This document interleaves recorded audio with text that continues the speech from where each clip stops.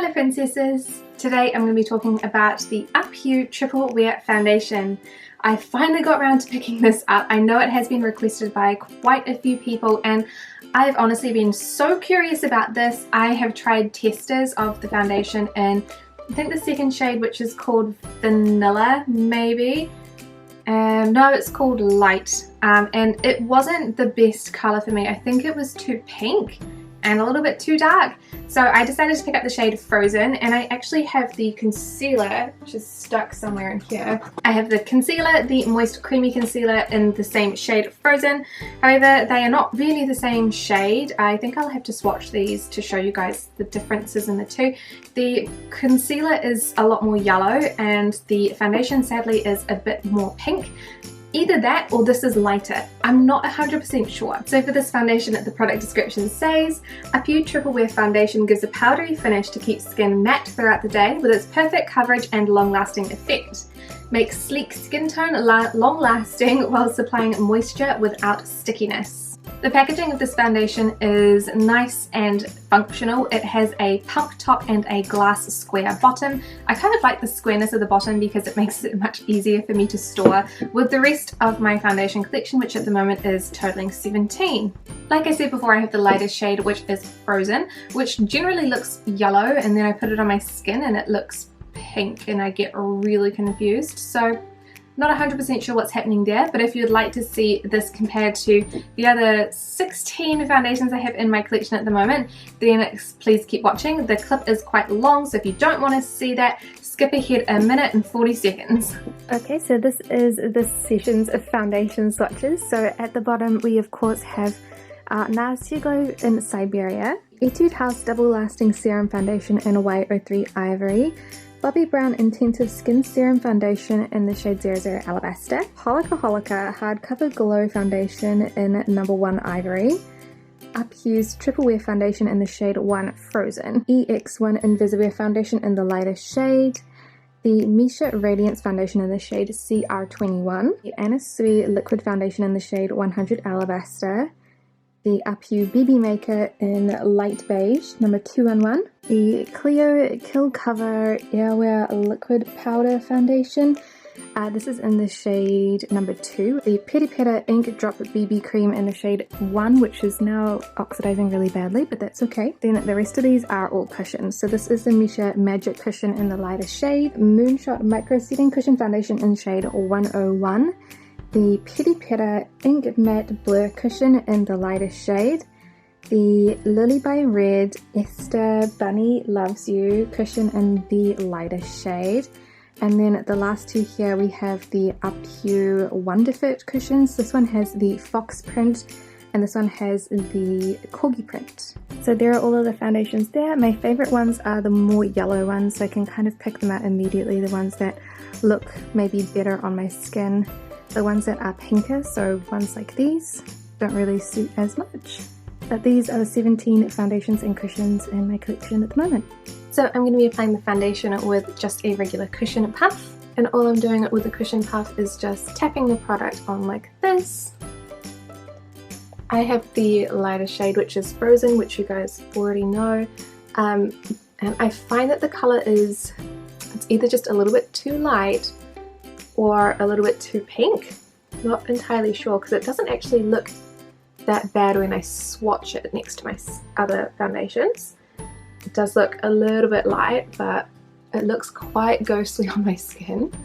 So this isn't one that I wear very often. So that is half of my face done with the foundation there, and then this is the half without. I'm going to quickly do the other side. And that is my full face done with the foundation. The colour definitely looks a bit off. It makes the rest of my body look really yellow in comparison, which is not great. It has really nice light coverage. I wouldn't say that it is medium or anything like that because I can still see some of my lighter scars here.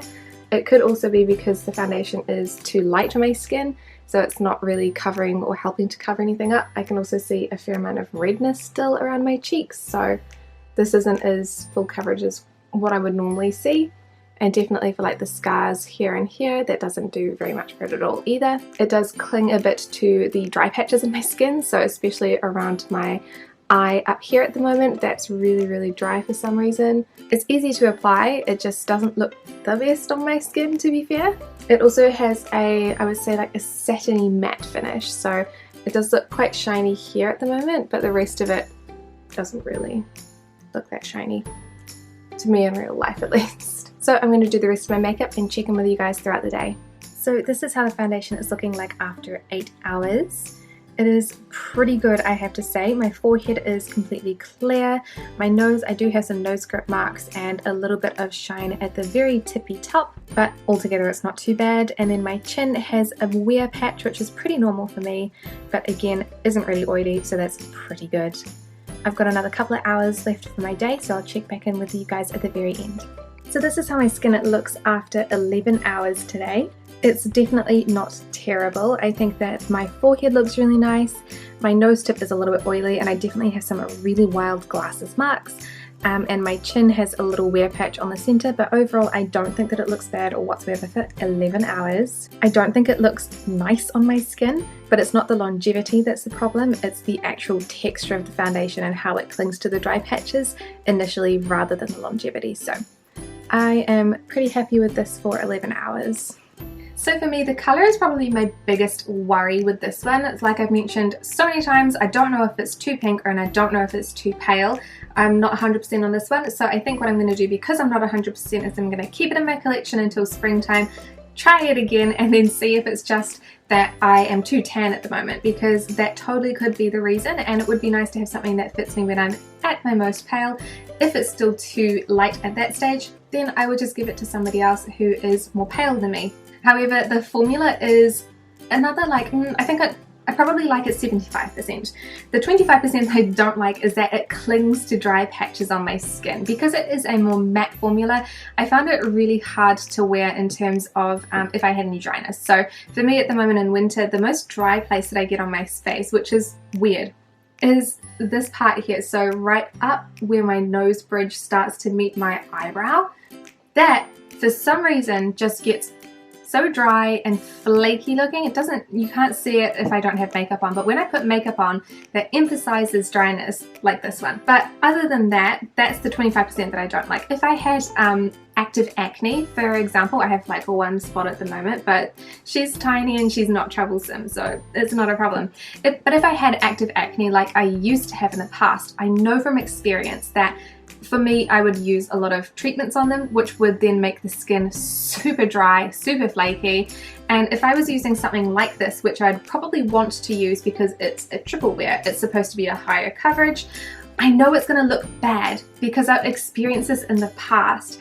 The dryness of the foundation is going to stick to all of that dry, flaky skin that's dry and flaky because it's got acne on it to start with, and I'm using like a high percentage of salicylic acid or something really dumb to try and treat the excessive amounts of acne when I really do need proper medical treatment for it, and it's gonna look bad. So it's not something that I would necessarily recommend for anybody who has a lot of acne that is using a lot of those drying ingredients on their skin to combat the acne. The rest of the 75% that I do like, which is obviously the majority, is that other than that, it's really easy to apply. It's just a general foundation and it's in a nice bottle, which means that it's easy to stack and store and it's easy to use because it's got a pump top. There's none of that awful like tipping mechanism that you have to use for some foundations.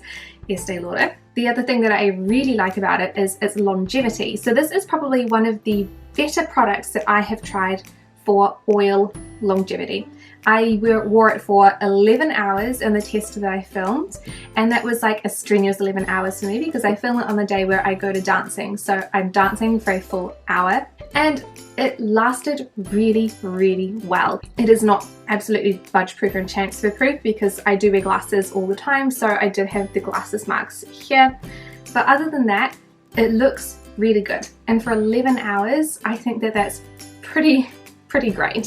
So this one is a little bit of a difficult one to recommend. I would recommend it for any princesses who have fairly good skin. If you have scarring like me, this one is probably quite a good one for you. But if you have active acne where you're using a lot of treatments that make your skin dry, or if you're on Accutane, which makes your skin so dry, It's not something I recommend because it sticks to the dry patches, or that's my experience anyway. If you have tried it and you have super dry skin and you had a different experience, please feel free to leave that down in the comments down below, but that doesn't take away from my personal experience. We all have different skin and everything works differently for everybody.